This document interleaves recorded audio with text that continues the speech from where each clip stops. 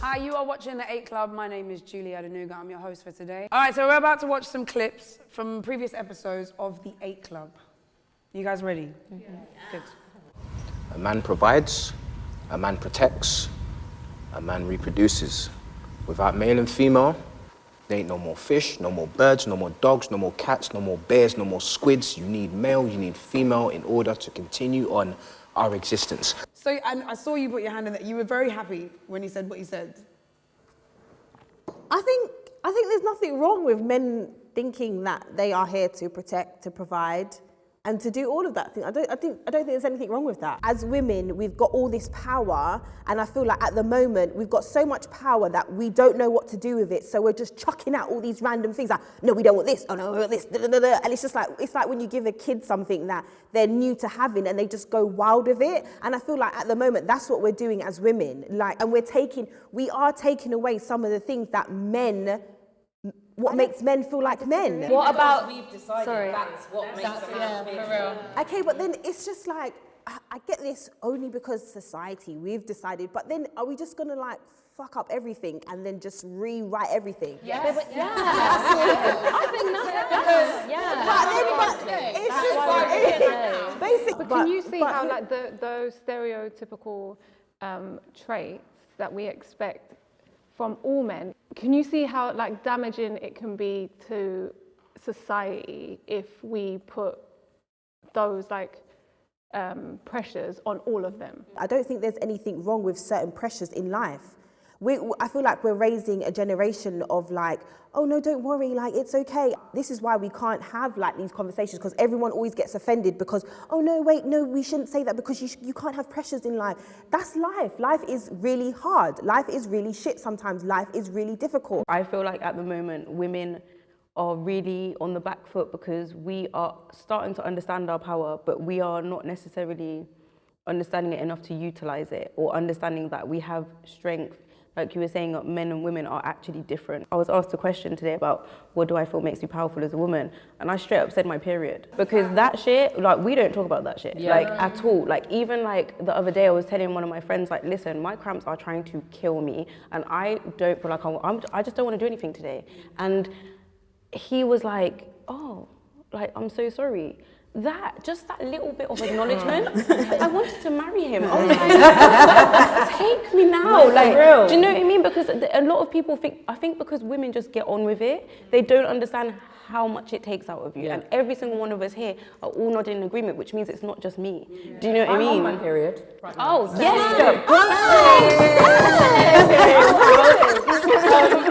I was going to say, weirdly, me. Do you know what I mean? I've had this mad headache all day. I tried to smoke it away, so we'll not go there again. One of the things I'd love to talk about now, because it seems like, apart from Z, there is definitely in this room a great sort of respect to the equality and the balance of just because you're this doesn't mean you do that, and because I'm this doesn't mean I do that.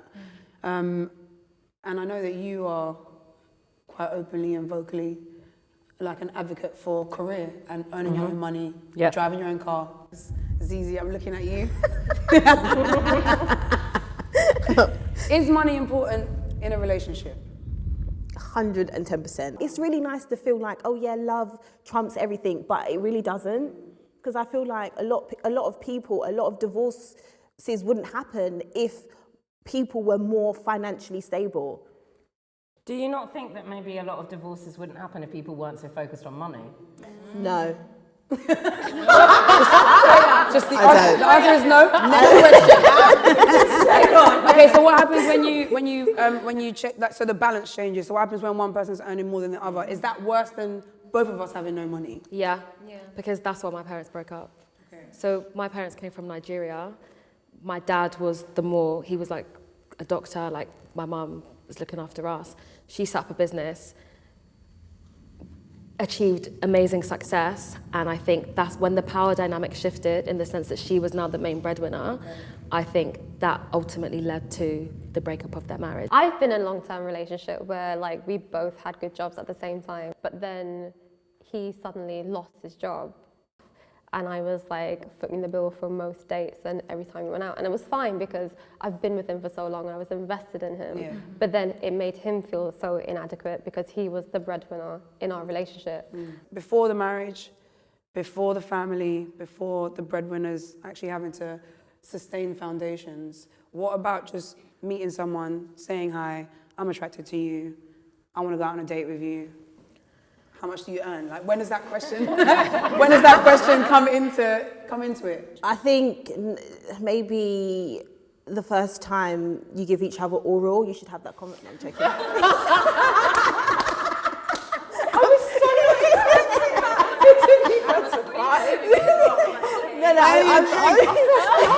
I need a drink. I need some grapes. She started. I think you should, the moment you feel it's getting very serious and you're having those conversations about what your goals are, what you want to achieve in life, does the person believe in marriage? I think all these conversations happen pretty early on. It's weird though, I agree and disagree with you. That kind of mentality stops people from, especially guys, even approaching a woman or going on a date because he thinks that he has to have a certain amount of money. It's definitely something to think about and be honest with where you're at. Listen, I have £6 in my bank right now, but I really want to take you out. Babes, take me. Like, like, hello, do you know what I mean? I'm sorry, I'd be like, wow, like this guy's like, he's serious. Do you know what I mean? Imagine if somebody took your number and then ghosted because he didn't have any money. You're just thinking he's a waste man because you're like, well, you know what I mean? If a man says to you, I've got £6, what are you saying? But why do you have £6? Exact. There you go. You Tell hit you, the nail on the because head. It was just his mum's birthday, and he spent all of his money taking her to Paris for the He can weekend. tell me that. He can tell me that. But at the same Also, time, financial planning. I think that. Where's your Excel spreadsheet? I think. Yeah, those conversations need to happen. But if money isn't important to me, like that's not gonna come up. Like I've never had that conversation in 5 years of being someone like, so how much do you earn? Like we don't talk about it. But the reason why I'm in will probably be not because I've seen something in that person. They have drive, they have ambition, they have something that even if they don't have money to pay for this dinner, they're trying and they're working on a daily basis to get something, to do something that they love, something they're passionate about, and they're content in what they're doing. I want somebody who can honestly, what I want is don't bring me money, bring me emotional support. That's what I need. I make money. Yeah. If we want to go to an expensive dinner, I can take us. That's totally fine if you're comfortable with it. If not, I'm also fine to go to McDonald's drive-through. Happy. Yeah. I'll drive, love driving, you know. I'm there. I've got petrol, I'm chilled. But I think it takes time. In the beginning stages, I think it's very like fairy tale to say, oh, I'm just here for the emotional support. Like I don't know you enough to even want emotional support from you because I don't know if you can even handle what I'm going through. I get that as well. But when the money goes away, because it ain't always there, never is, please God, let there be Have more something than money else in our there. Oh yeah, definitely. I love this. It's like with pornography and MasterChef, MasterChef, they always use like these state-of-the-art knives that were made from adamantium and dragon claw, and the pots are from like some Siberian lab somewhere, stainless steel, and the cookers are state-of-the-art. Me on, bro. You know, like the tomatoes are freshly ripened from Peru, and it's not showing you that this is the standard of food you have to conform to, it's showing you what's possible. Pornography is no different to that. On a really basic level, do you know what he was talking about? Knives. Violence. Like there's all sorts of, that's a sharp, it's like a masculine, like that's why I laughed. I'm like, oh, okay, this chat about knives, he's talking about, that's the penis, isn't it? That's his penis. He thinks his penis is a big, sharp, shiny, well sharpened, oh, gone off it. Probably, no, I'm not man bashing, I'm trying not to. But that is, I think, quite a masculine comparison. Porn is for men, it is not for women. There is nothing out there for women.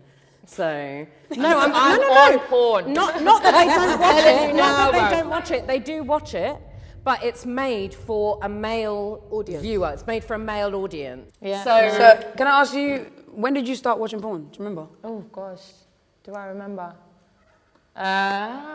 6 years ago. I'm just gonna throw that out there. Do you feel like at times you may struggle to reach the expectancy of a man when you're having sex or in any kind of intimate connection? No.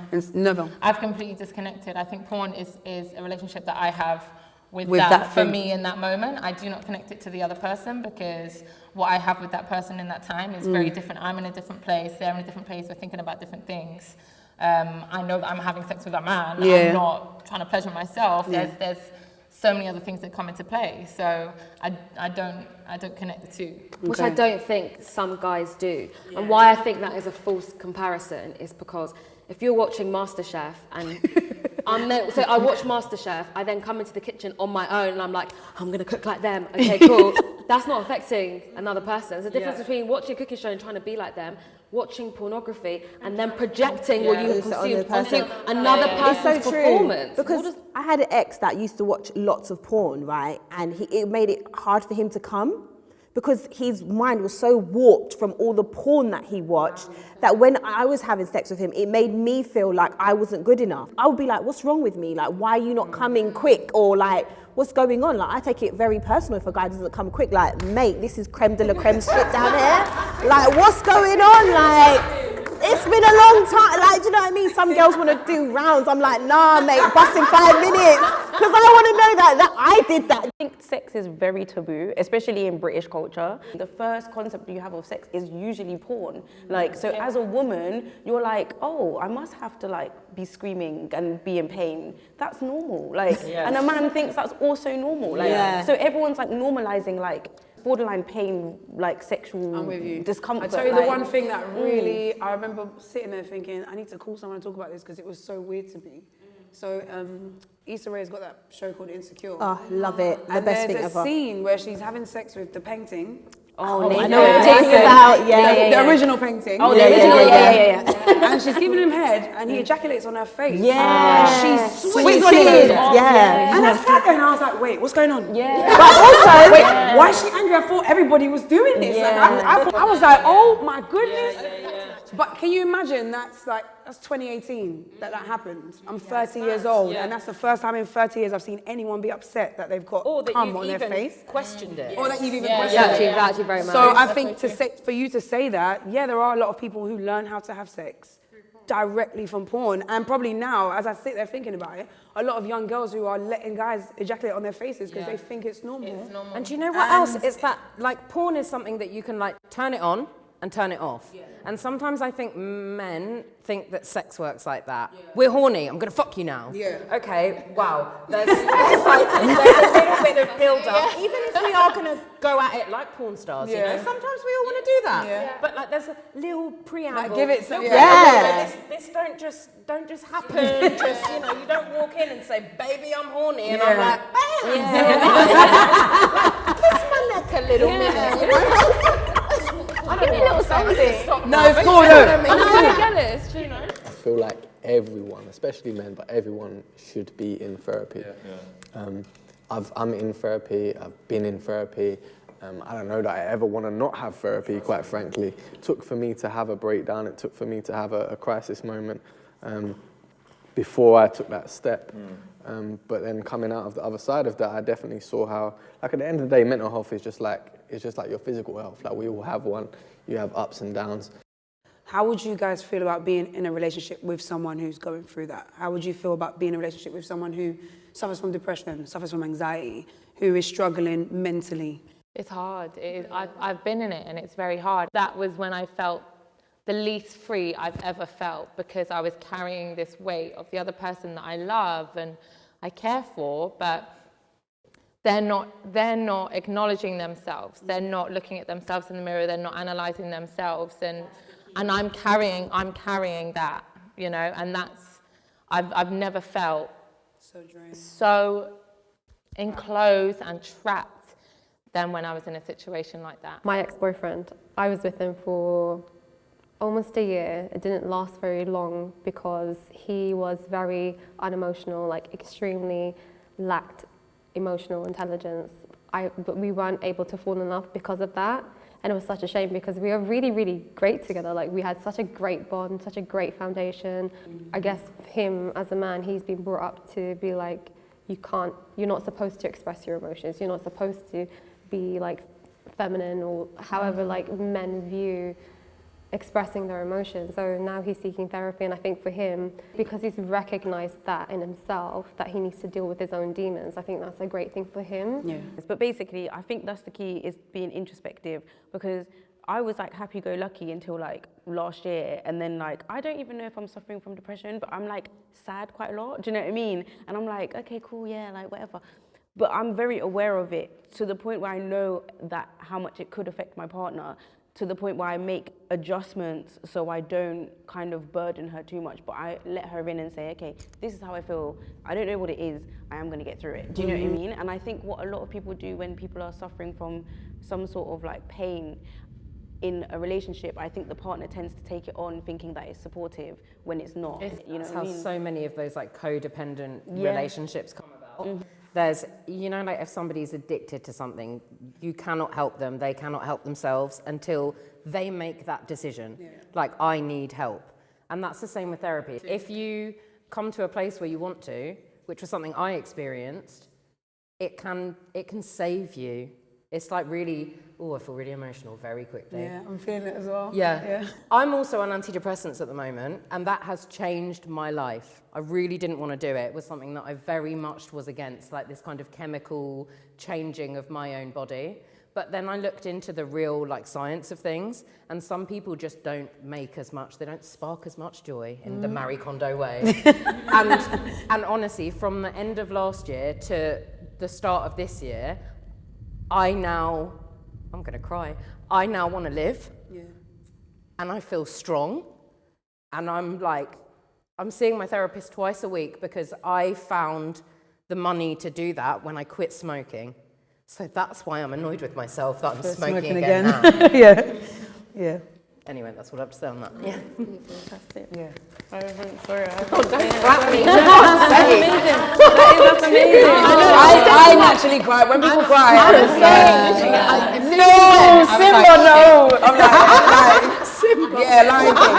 That scene is deep, Mufasa. I'm sorry it had to happen to you, bro. One thing I don't like about gender roles is that men can't cry. We can get on the phone to our girlfriends and chat for like hours on end and be like all to yourselves, like how, you know, this has happened, and you know, yeah, and then and that's our therapy. Like our friends are our therapy. We've built that up over years. That's how it is. But men, they don't have that because their boys will be like, oh fam, fix up, man. Why are you acting wasteful like this? And like, just get over it. And I think that's something that we do. That's one thing I think is very important for men, to be able to just be, you know, expressive. I will always ask all of my male friends, like, how are you?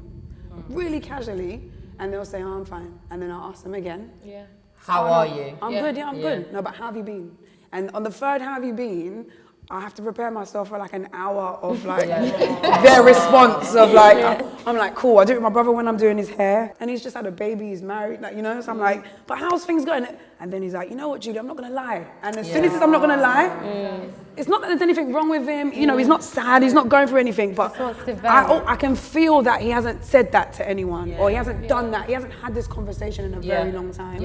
I say to all of my friends, if you just ask a guy how he is 3 times, and on the 3rd time you normally get, and really show him that you're ready to listen. Because how are you can feel like a very flippant, it's almost like a high, really give him that thing, give him that thing of like, I am listening to you, by the way. I don't feel like it's our responsibility. I think women have got enough on our plates, but I do feel like it's something that just in a human way, we can contribute. It's definitely a contribution. I think that's worth doing. 100%. Yeah, because we're aware of it. We're aware that men don't get the same space as women to be expressive. So it would be cool, like just like the guy acknowledging me being on my period and him just saying like, it would be cool for us to acknowledge like that they have feelings and they're valid in those feelings. And do you know what I mean? Like, can I just say, genuinely, this has been amazing. This has been really amazing. I hope to see every single one of you in the future in some capacity, and we can just continue these conversations by sharing, by being open and honest, by being funny as hell. We all know what you need in your life now, ZeZe. If you're out there, please do leave a comment underneath. She will contact you. Thank you guys so much for watching.